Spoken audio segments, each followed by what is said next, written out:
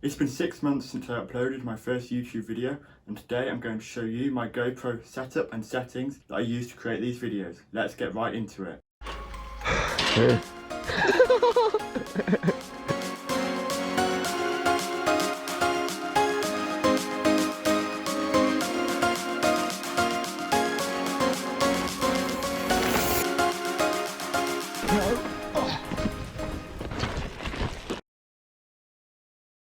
On the 2nd of September 2021, I uploaded my first YouTube video called Jimpa Bluren Antestiniog Raw. All of my YouTube videos are about mountain biking, and most of them are shot on my GoPro Hero 8 Black, which I've had for over a year now. This GoPro is a few generations old now, but in my opinion it can still compete with the newer GoPro Hero 9 and flagship GoPro Hero 10 Black. Its image quality and image stabilization are still great. And anyway, the settings that we use with our GoPros are way more important than whether we have the GoPro Hero 7, 8, 9 or the new flagship Hero 10 Black. First off, I want to talk about how I mount my GoPro to make my videos. There are 3 common ways to mount a GoPro for mountain biking. First one is the chest mount, so using a chest mount to attach the GoPro to your chest. The second one is a chin mount, and finally the third one is the on the top of the helmet mount. I've never used my GoPro mounted to the top of my helmet for a few reasons. The first one being that it places the camera quite high up, obviously on top of the helmet, and this means the viewer can't really make out details in the trail because you're very high up. The other reason is that for the viewer watching the video, it makes it seem like you're riding slower, and the other disadvantage is you can catch the helmet on low branches and stuff. So for these reasons, I've never used the on the top of the helmet mount. I use a combination of the chest mount and the chin mount for my videos. My personal favourite is the chin mount, where you mount the GoPro to the chin of the full face helmet. This is because it gives the most realistic and stable view for the viewer, because it's very close to the human's eyes, and also your head works as a natural gimbal, so it makes the footage look really stable. And with the chin mount, when you get the angle of the GoPro perfect, you can just get a little bit of the handlebars in shot and a lot of the trail, and it's really stable. That helps to reduce those shakes that you can get with the chest mount as it flaps about on your chest. So for these reasons, the chin mount is my favourite. The only disadvantage is that you always have to wear a full face helmet to use a chin mount, obviously, to have the chin, but it's a compromise I'm willing to take for the quality of footage that you get from it. And now we'll talk about the chest mount. It's a good position and a good mounting option for your GoPro because it gives a really good view for the viewer. The only thing with the chest mount is that it does shake quite a bit. That can make the footage look shaky because the GoPro is very good at stabilising the footage, but it can't stabilise those shakes very well, so you can get those shakes over bumps and rough sections of trail.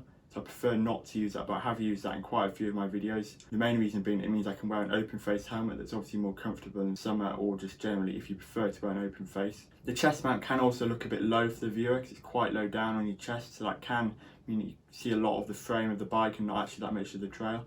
And for these reasons, most of my videos I use a chin mount connected to my helmet. This is my personal favourite option for mounting a GoPro for mountain biking. Next up, I'll talk about how I actually mount my GoPro to the chin of my full face helmet. But if you're enjoying the video, then please hit that like button below. It helps the channel out. And if you're enjoying this video and you'd like to see more, then please subscribe so that you don't miss out on any future content. I use the Fox Pro Frame helmet, which I have right here, and I can show you now. So it's really good because it's lots of airflow, so nice and comfortable for riding in heat and in the summer and just all year round as well. But the main reason it's good for attaching a GoPro to is you can attach a J-hook, as you can see here. It's zip tied there, 4 zip ties, 2 each side there and 2 each side there, and you can just zip tie it on, and it's really stable and solid. As you can see there, that's the view from the back. It's solid, it's not going anywhere. I did have one snap, so I had to replace it shooting for a video, but I've tried to do a better job with this one, attach more cable ties and made sure they're really tight, and that works great. So this is a great helmet for mounting a GoPro too. The main thing you need to take into consideration if you're looking for a helmet that's good for a chin mount is to make sure there's lots of open space and a solid area at the front to attach it to the chin there. And to actually attach the GoPro to the helmet, I'll show you what to do right now. So if you unscrew the mount of the J-hook, take that out, open up the GoPro here, putting those little tabs open, and just slide it into place like this. Just tighten it up nice and tight. You can also use a screwdriver in the end there if you're having issues not getting it tight enough. It's just a case of getting the right angle. I'm going to talk about how to get the right angle for your camera, a good hack later on. So there you go, that's the camera attached to the helmet, as you can see there.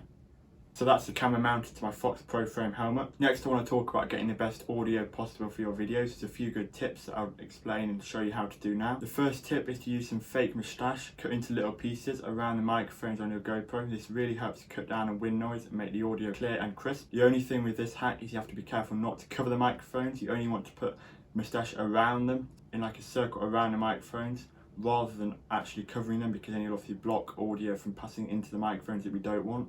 Another tip I have and I always use is to use a foam wind slayer. It really helps to reduce wind noise again. This is a great little hack that's cheap. I think I bought mine for £10 off Amazon. Covers around the GoPro again, covering the microphone, helping to reduce wind noise and get even clearer and crisper audio. So these two hacks really help to get clear audio compared to stock GoPros. Next up, we'll dive into all the GoPro settings. This is the most important part to get good quality footage. First off, I'll turn my GoPro on with the power button here. So to access the GoPro settings, we need to hit the tab here at the bottom of the screen and then hit the pencil. And now we're accessing the settings. First off, we'll set the resolution to 4K. To do this, just hit the resolution. And here you can see you can change through. So this is 2.7K here. This is 1080p here. So make sure it's on 4K. At the bottom here, you can adjust the frame rate. So make sure that it's 30 frames per second, so 120 and at 240 FPS is for slow-mo. But for most mountain biking videos, well, all mine, I shoot at 30 frames per second because it's the most realistic. We'll just go back here. We'll make sure the lens is on super view, so you can see here that it adjusts the field of view. So it's getting a lot narrower and narrower. There you go, that's the narrowest field of view linear. So I always shoot at super view because it gives the widest field of view to the trail, even compared to wide. It's my favourite super view, so I recommend you use that lens as well. Hyper smooth I leave on. So off will obviously have no hyper smooth, so we don't want that. And boost crops in. I think it crops in a bit too much and you actually don't need it that stable. So my personal opinion is to have it in this middle option, hyper smooth just turned on. That's it for the basic settings. We'll move now down to the Pro Tune settings. These are the more advanced settings. The bitrate will leave as high, so this is the highest quality of footage and will also make the largest file sizes, but it's a compromise I'm willing to take to get the best quality footage for my videos. But if you need to save space on storage, so you don't have to keep using external hard drives or etc., leave it on the standard option, but the high bitrate will give you better quality videos. Shutter I leave on auto to let the camera adjust its shutter speed rather than manually setting it, because it depends on lighting and movement what the shutter speed is. EV comp I leave at -1. I find this is a good compromise, so this is just the brightness of the videos. I always leave it on that for my videos and they all look good. White balance I leave on auto, so this selects the colour tone of your videos. Again, auto, I'm not an expert, but auto means the GoPro does a very good job at selecting settings. So it works well in most situations. ISO minimum I leave is 100, with ISO max always set to 1600. And in sharpness low. Sharpness is quite a difficult one to get right, so you can't, the options are low, medium or high. So essentially low will make everything look dull and simple, whereas high will make everything look vibrant and colourful. So you might think you want high, but because I use DaVinci Resolve for editing and colour grading on my videos, I leave it at low on the GoPro setting. This means I have the most options, highest dynamic range to be able to edit the colours in a video and colour grade it to get the best footage for the video. So I leave it on low because it gives the most options in post-production later on. And then colour I leave on flat, so neutral colour profile, so this gives a basic colour. So it still picks up all the colours, but again gives you more options in post-production, so you can have it on flat or GoPro. This is where the GoPro selects the colours to what it thinks are best for each situation. Again, it can do a good job in some situations, and other situations doesn't do a great job. So I leave it on flat, so this is manual, so it gives me the opportunity to select the colours later on when I colour grade the video. Raw audio I leave off, so this just records the standard audio along with the video, so we don't want any individual tracks because they can just get complicated and confusing when you're editing. So definitely leave that just off. Wind off. Again, this says that it can automatically filter out excessive wind noise and water noise, but personally I just leave it off. There's those two tips I said for getting better audio that I always use, so that is a great way to get a better audio, and it can actually mess up the audio using wind reduction. And that's it for the GoPro settings. These are the shortcuts at the bottom that you can ignore for now. That's just to delete the preset that we don't want to do.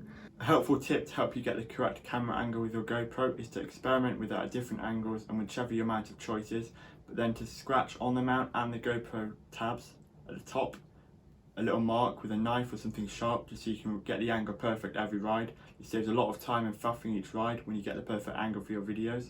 And that's it for my GoPro setup. Don't forget to subscribe to my channel, where I'll be uploading more content like this, more riding videos, tutorials if that's what you prefer. Just let me know in the comments below what kind of videos you'd like me to make. If you'd like to see me ride, curb at edge in the Peak District, then click somewhere over on the right. Thank you for watching.